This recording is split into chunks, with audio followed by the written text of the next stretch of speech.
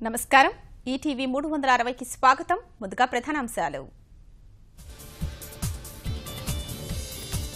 అనంతపురం జిల్లా ముక్తాపురంలో సీఎం పర్యటన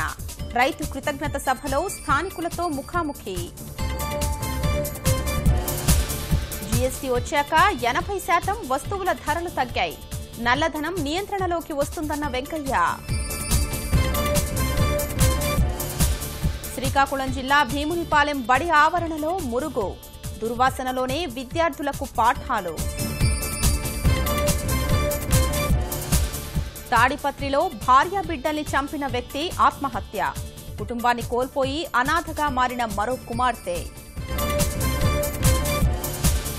రుణమాఫీ కోరుతూ గుజరాత్లో రైతుల ఆందోళన రహదారిపై పాలు పారబోసి నిరసన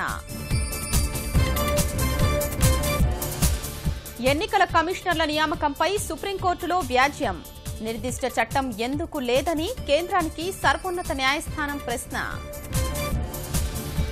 భారత్పై అక్కసు వెళ్లగక్కిన చైనా ప్రసార మాధ్యమాలు డోక్లాం నుంచి వెళ్లిపోవాలంటూ ఘాటు పదజాలంతో దూషణలు